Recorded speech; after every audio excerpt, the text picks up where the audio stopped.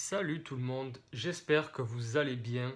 Là, on va se retrouver sur une vidéo particulière puisque on va découvrir, enfin, vous allez peut-être découvrir Bloodborne, le jeu de cartes. Mais on va l'explorer différemment puisque je vais vous expliquer ce que j'ai fait avec ce jeu. Puisque à l'origine, c'est un jeu qui se joue de 3 à 5 joueurs. Là, je vais vous proposer un mode solo, donc que j'ai fait moi-même, c'est un mode solo maison. Donc j'ai expliqué d'abord les règles, les principes de jeu, et comme d'habitude, eh bien, on va jouer, je vais pas oublier de quand même vous expliquer des mécanismes de règles à travers la partie, comme je fais d'habitude, puisque c'est un petit peu le concept de ma chaîne, c'est ce que j'essaie de faire. C'est plus du jeu et des petits mécanismes de règles à travers le long de l'aventure. Donc Bloodborne, c'est un jeu de 3 à 5 joueurs qui est plutôt, ouais, c'est un jeu d'affrontement. On incarne, si vous voulez, un chasseur et il va falloir récolter le plus de sang possible. C'est un jeu, on va dire, de deck building, mais de hand building, on va dire, parce que c'est plus notre main qu'un deck. Et on va essayer de récolter les ressources du jeu qui est le sang. Et il y a ce côté un petit peu que j'adore qui est jeu d'ambiance un petit peu, c'est-à-dire qu'on va essayer de bluffer des fois, on va essayer de déterminer quelle carte va jouer l'adversaire. C'est un petit peu ce côté où on va essayer de...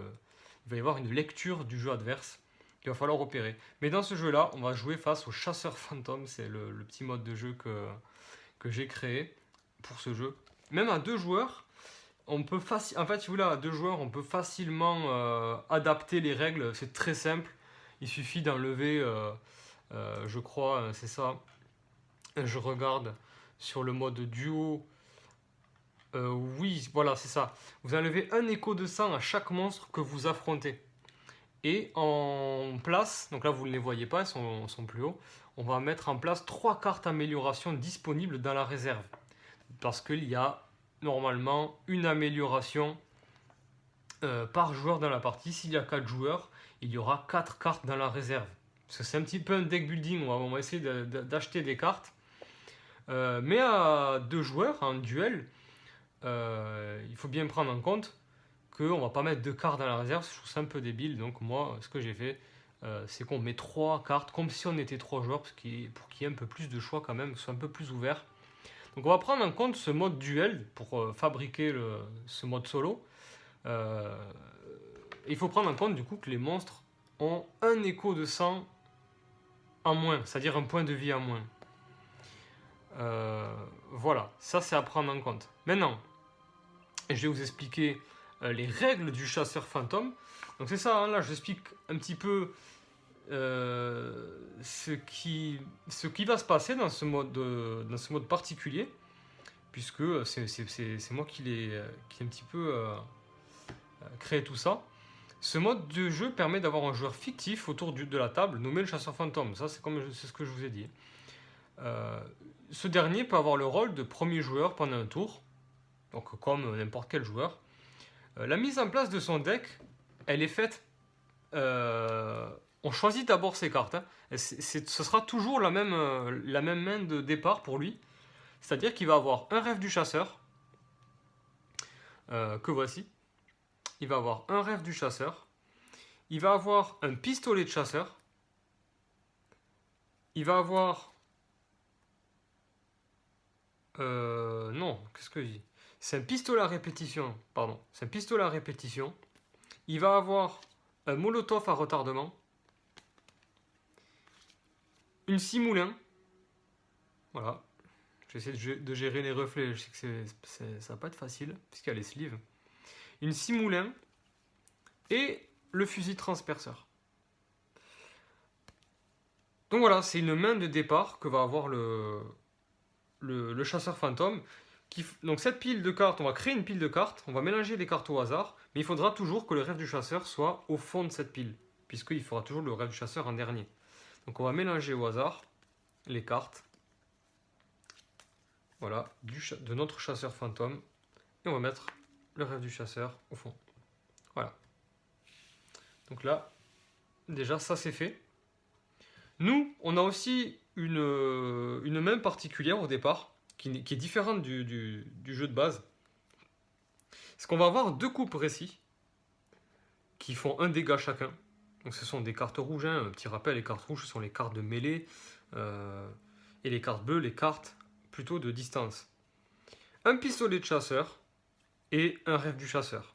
Donc on ne peut pas avoir la carte transformation, on n'a pas la carte transformation dans ce mode, qui est remplacée par un deuxième coupe récit.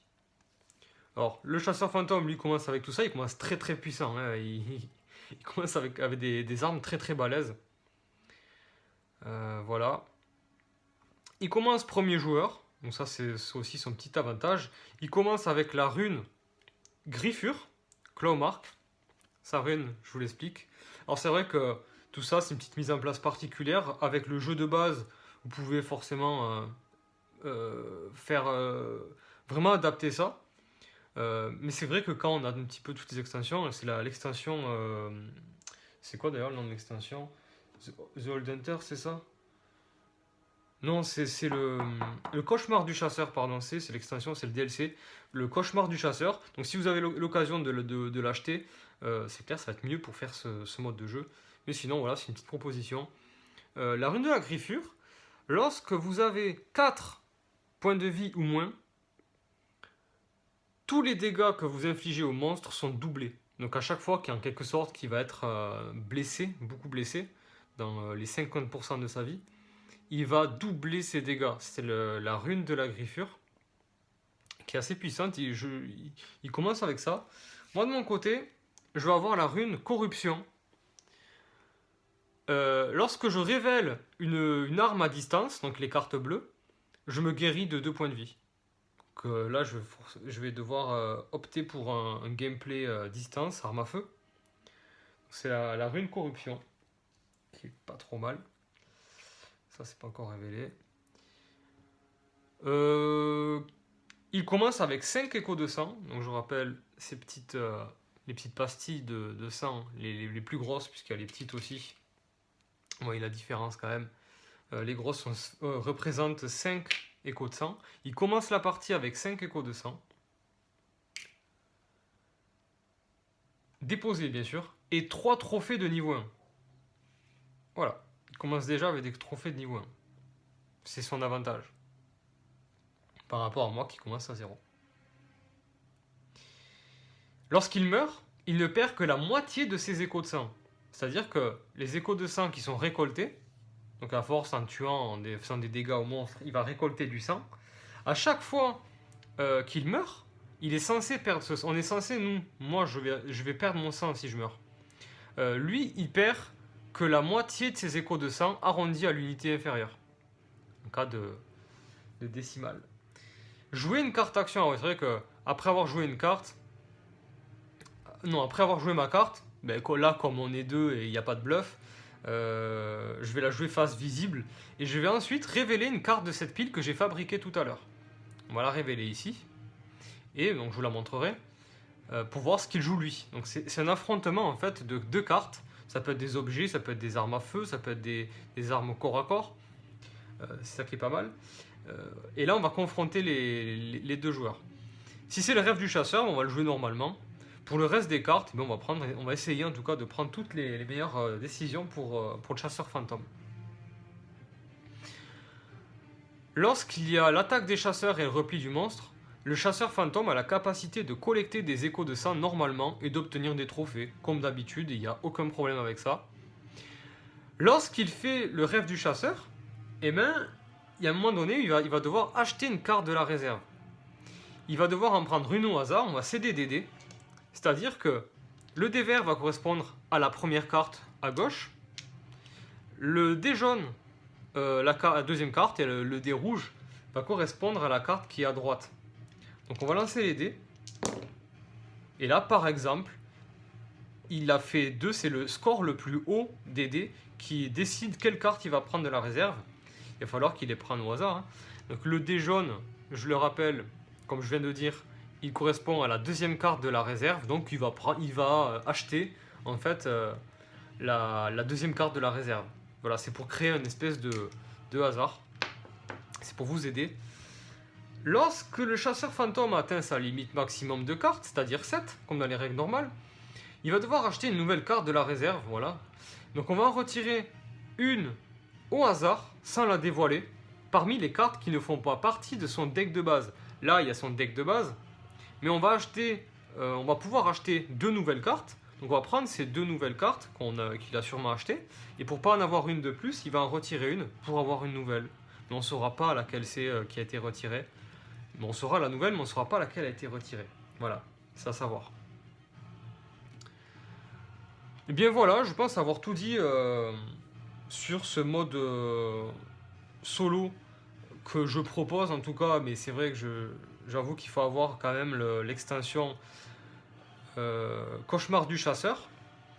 Sans le Cauchemar du chasseur, on enlève la rune. Moi j'enlève la mienne.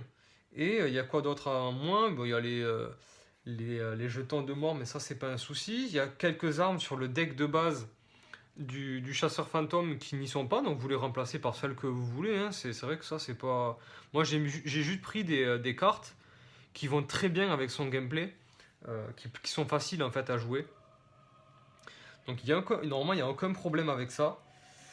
Et c'est tout à fait possible de le faire sans l'extension et de faire ce mode de jeu avec la boîte de base, hein, clairement. Donc maintenant que les règles sont placées, que tout a été déterminé, on va pouvoir jouer à ça. Je vous propose dans la prochaine vidéo de faire une petite partie pour voir comment ça se passe. Vous allez voir que il est pas commode, notre chasseur fantôme, il est très fort, il a des cartes très très puissantes. Je vais essayer de le contrer à chaque fois, je vais essayer de prendre plus de sang que lui, ça va être un petit peu le but du jeu. Il va falloir faire attention à tous les effets, puisque toutes nos cartes ont des effets.